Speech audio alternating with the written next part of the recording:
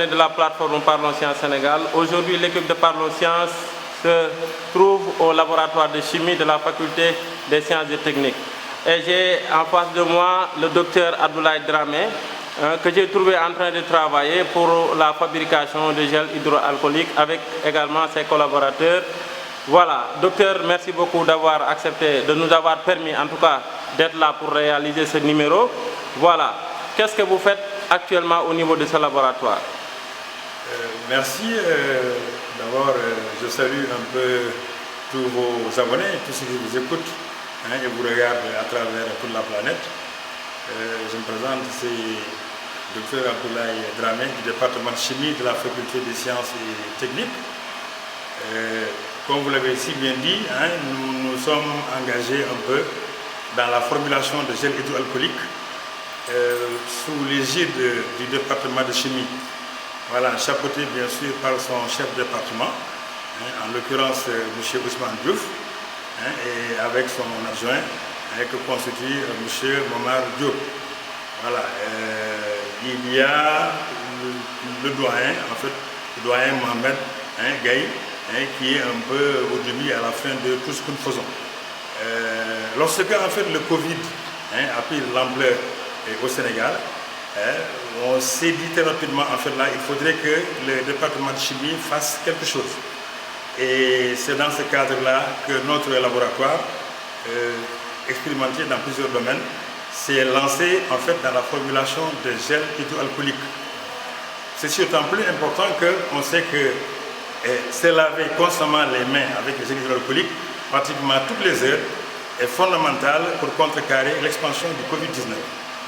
C'est dans ce cadre-là, en fait, là, que nous avons donc commencé un peu à travailler depuis pratiquement une dizaine de jours. Et nous avons mis sur pied plus de 3000 flacons de 500 ml de gel hydroalcoolique. Au préalable, on avait essayé aussi quelques solutions hydroalcooliques. Voilà, et comme je l'ai très bien dit là, tout ça pour satisfaire un peu de certaines demandes nationales, d'abord locales. Au niveau de la faculté des sciences, la fac elle-même est demandeur de pratiquement de plus de 2000 flacons. Voilà. Il y a l'agence nationale aussi de recherche qui nous a sollicité. Et donc, sollicitation continue. C'est compte tenu de tout ça que nous sommes ici, dans ce labo, donc en train de formuler chaque jour quelque chose qui tourne en fait là un peu autour de 700 à 800 flacons. Voilà. Nous sommes à ce jour-là, en fait, nous tournons pratiquement autour de 3200, 3300 flacons qui ont été quelque part là formulés et mis sur pied. Et d'ailleurs, vous entendez bien un peu le milieu réactionnel dans lequel nous travaillons. Il y a le docteur Diaye qui est en train actuellement en fait, là, un peu de mettre du carbopole dans de l'eau distillée. Et donc, c'est un peu ça. Donc, c'est le Covid-19, l'urgence, et donc qui nous permet d'aller dans ce cadre, donc de faire une contribution du département de chimie et par ricochet de la faculté des sciences et techniques du Cheikh Anta Diop à la lutte contre un peu l'expansion très rapide de ce Covid-19 là. Voilà, merci beaucoup docteur. Voilà, tout récemment, nous avons en tout cas suivi dans l'actualité que des étrangers s'étaient lancés dans la synthèse de ces gels hydroalcooliques. Est-ce que, voilà, et il me semble que c'était des contrefaçons. Donc, est-ce que, voilà, synthétiser des gels requiert une certaine expertise? Voilà, le protocole, est-ce que c'est quelque chose qui est accessible? Voilà, est-ce que vous pouvez un peu édifier les Sénégalais sur cela? Merci. On ne peut pas en fait synthétiser le gel quelque part là par n'importe qui. C'est des solutions en fait là un peu chimiques qui demandent l'expertise. D'ailleurs, il y a des volumes, il y a certains volumes qu'il faut mélanger pour avoir en fait un gel qui puisse répondre aux normes de l'OMS.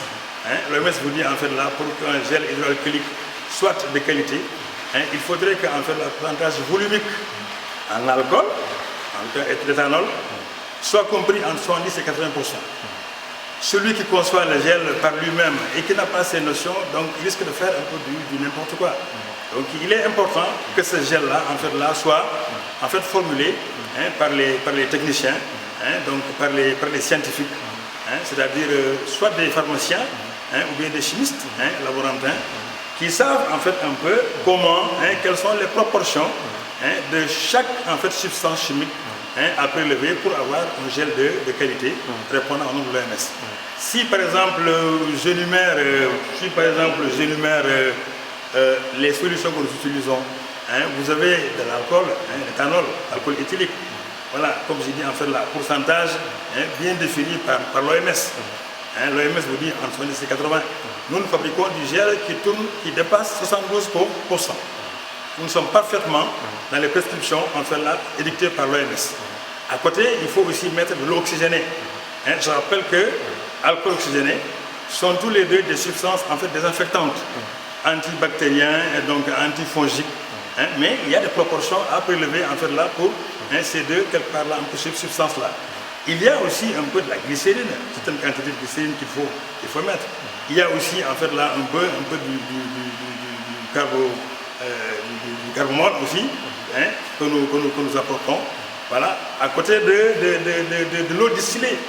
Donc je crois qu'on ne peut pas vraiment s'aventurer à la faire dans la rue.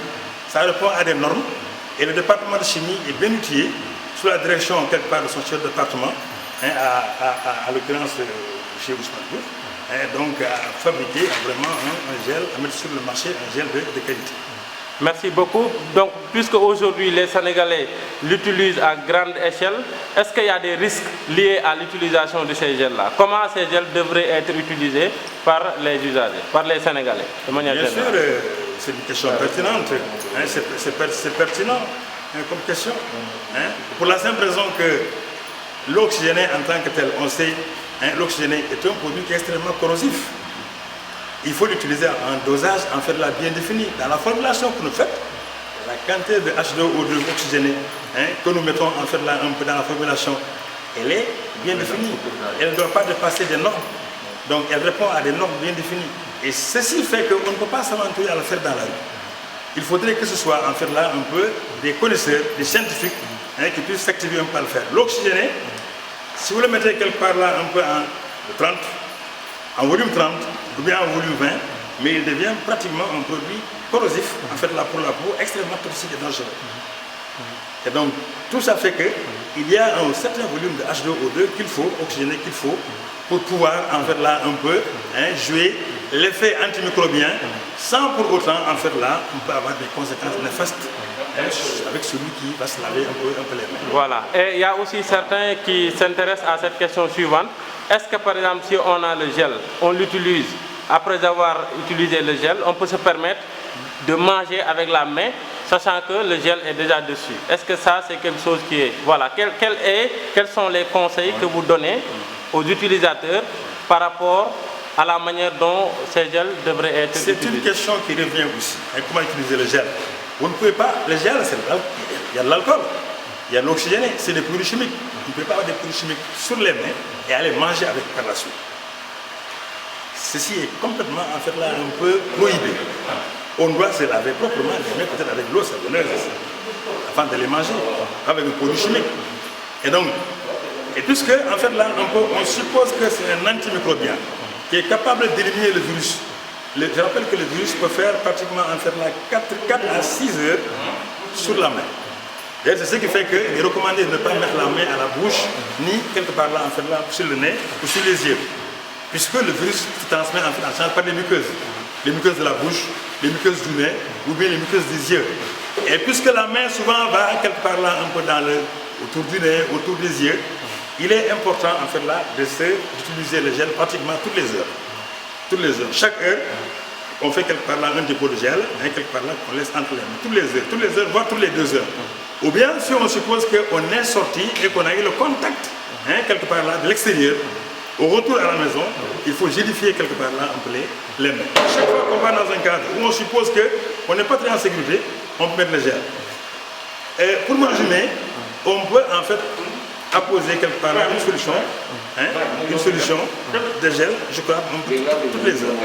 Voilà, mais attention, on ne peut pas manger un peu avec. Hein, on doit se laver proprement les mains avec l'eau savonneuse avant d'aller quelque part là un peu manger. Voilà, est-ce que par exemple la synthèse de ces gels-là requiert un certain équipement spécifique ou bien ces équipements étaient déjà dans le laboratoire de chimie là où vous êtes actuellement? Oui, mais bien sûr, la synthèse des gels, comme tout produit chimique, demande des équipements. Voilà, hein, il faut, outre la blouse blanche, quelque part là, il faut porter des gants. Il ne faut pas aller dans le sens, quelque part là, de souiller. Il faut porter des gants, stériliser en fait là un peu à l'alcool. Hein, et donc, il faut faire en sorte que en fait, les gels que vous fabriquez soient un gel réellement antimicrobien. Mais dans tous les cas, l'effet de l'alcool et de l'oxygéné, c'est d'éliminer quelque part là toute trace de virus ou bien de microbes ou bien de bactéries qu'on pourrait trouver un peu dans le gel, quoi. Voilà, et donc les dispositifs à faire là c'est quoi? C'est de prémunir en général de gants, voilà, et puis de faire en sorte que la salle dans laquelle en fait s'organise tout ce travail là soit une salle un peu propre, hein, donc respecte un certain nombre d'hygiène. Ce qui souvent n'est pas le cas si on fabriquait le gel, hein, de par le commercial un peu de la... Vraiment, merci beaucoup, Dr Dramé. Peut-être vous avez un dernier mot. Hein? Bon, le dernier mot, en fait, là, c'est de dire tout simplement que le département de chimie, la faculté de sciences, est une institution de la République. Et donc, c'est normal, dans ce contexte de Covid-19, hein, que ce département-là, en fait, puisse amener sa contribution, hein, à l'éradication, à la lutte, hein, quelque part là, menée par les pouvoirs publics contre ce Covid-19. Et nous osons espérer que si tout le monde respecte, hein, donc l'utilisation, hein, régulière de ce gel, il y a de fortes chances qu'au bout de quelques semaines, que nous arrivons vraiment à bout, hein, du coronavirus. Merci beaucoup vraiment Dr Dramé pour votre brillante intervention et pour avoir vraiment bien clarifié les Sénégalais sur un certain nombre de choses. Voilà, chers abonnés, on vous l'avait dit, les scientifiques travaillent. Je suis actuellement au laboratoire de chimie, département de chimie de la faculté des sciences et techniques, où j'ai trouvé vraiment un personnel scientifique qualifié qui est en train de faire un excellent travail. Voilà, vous voyez ces gels-là qui sont synthétisés, voilà, dans ce laboratoire-là. Et ce sont des Sénégalais, des universitaires qui le font. Voilà, donc il faudrait tout simplement accompagner les scientifiques pour qu'on puisse avoir un développement, voilà, le développement que nous, en tout cas que nous souhaitons pour notre pays. Encore une fois, merci beaucoup. L'équipe de Parlons Sciences vous remercie. Les abonnés également vous remercient. À très bientôt. C'est moi. Merci.